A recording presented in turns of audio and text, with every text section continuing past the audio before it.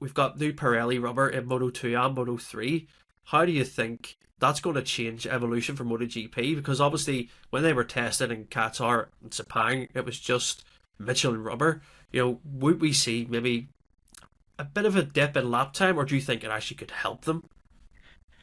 I think the big problem is nobody knows, isn't it? We don't know exactly how it's going to change the grip. We're pretty sure it will change something, won't it? That we saw, as you say, in the past with the Dunlop rubber and how it then reacted with the Michelin rubber that the MotoGP bikes had.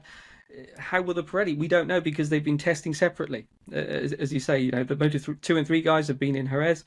MotoGP has been at Sepang and Qatar, so they haven't been on track together. Yeah. So this is a big question mark for this weekend, as well as and we were talking about this earlier, weren't we, Jordan? That the car race that's recently been at Qatar, the World Endurance race, and there's some big wheels on those cars, isn't there? Putting down a lot of rubber. So what will that do to the grip?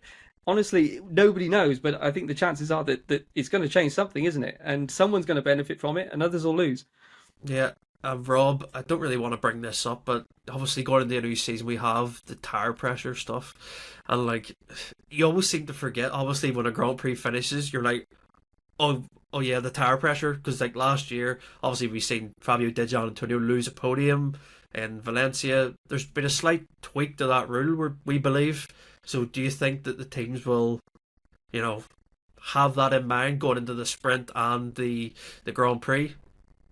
I think they will. I think it was a big topic of conversation last year, and I guess what you hope has happened is that, similar to with the sprints, is that the teams have that added year of being able to understand the tire pressures, know what they need to do, and going into those races, know the settings they need to be at based on what could happen to the tires, whether it's like the grip at that particular track, the temperatures, whatever the sort of outside circumstance is. For the teams, I guess it's a case of understanding the variables and making sure that they can move in that limit. Because the worst thing, we've seen it for years in Formula One with potential penalties after a race. All a fan wants at the end of a race is to know the result.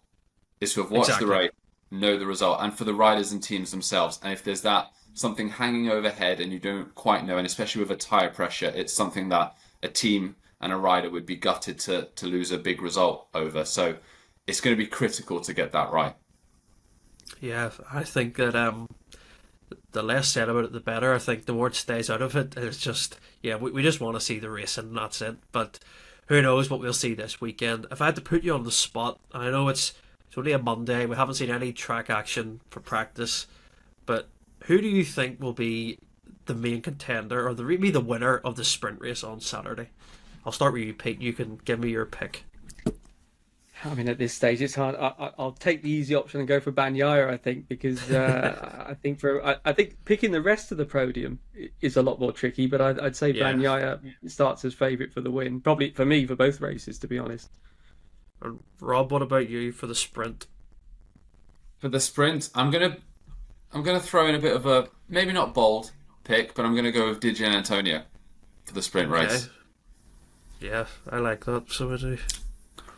I actually think he would be my pick for the Grand Prix. Actually, for the Grand Prix, the way he adapted straight away to the 23 bike was very, very promising. And then looking at all the simulation, the sprint simulations in Sepang and Qatar, I think Di Giannantonio is, like you said earlier, Pete, sort of going under the radar, but we still know he's on, one of the best bikes. Obviously, it's the year-old bike, but it's still the best bike on the grid. And his form, even since the end of last season, he seems to have carried it in without a blip. So I think definitely for one of the races, he's going to be on the podium, if not contending for the win. Do you know what? Just to be different, I'm going to just say Marc Marquez for the sprint. I just think because, like you said, Pete, they're looking for 3 in a row for the Grand Prix. Obviously, they won there in 22 with Bastianini and last year with the Di Giannantonio. I seem to think this year Marquez will just excel in the sprints, and that'll be his thing. So yeah, I don't know if it counts as 3 in a row, but you know what I mean. He'll win the sprint, and then for the Grand Prix, I'll go first. I really do think that Pecco Bagnaia is going to win the Grand Prix. I think last year, obviously, there was a bit of tension with the world title.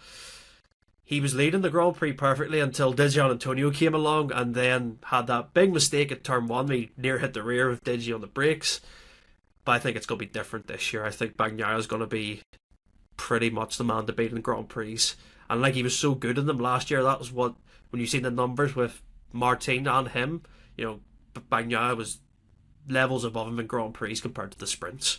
So I'll put down Marquez for the sprint and Bagnaia for the Grand Prix. Pete, who's your Grand Prix pick? Yeah, it's Pecco again at this stage, I'm afraid. He's the obvious choice at the moment, isn't he? But the others are close, as you say. The other guys on the GP24s, Bastianini and Martin as well. Martin, of course, had the tyre problem, didn't he, in the Grand Prix last year? But yeah, fast at the sprint. So he was quick. Yeah, he won it. Yeah. So yeah, there's a lot of guys that could be up there. Qualifying is a big thing, isn't it? Less so, obviously, in the longer race, but that will be a big part of it because everyone's just so close. Rob, who's your pick for the Grand Prix? It's quite boring, but it's going to be a hat trick. I think it's going to be Pecco who wins it. The only thing I'll say is, I think if Pecco doesn't win, I think the win will still go to the factory team. I think Bastianini is going to be the biggest challenger in the Grand Prix for him. Yeah, good shout, because yeah, like I say, he's very strong around Qatar, and I think last year during the race he was maybe just inside the top 10, but he did do the fastest lap of the race quite late on. So he did that a couple of times last year, didn't he? Where he had the fastest lap with like 4 laps to go or 5 laps to go. So his speed over like full race distance was really, really impressive at times. So yeah, I think that pretty much covers MotoGP for this week.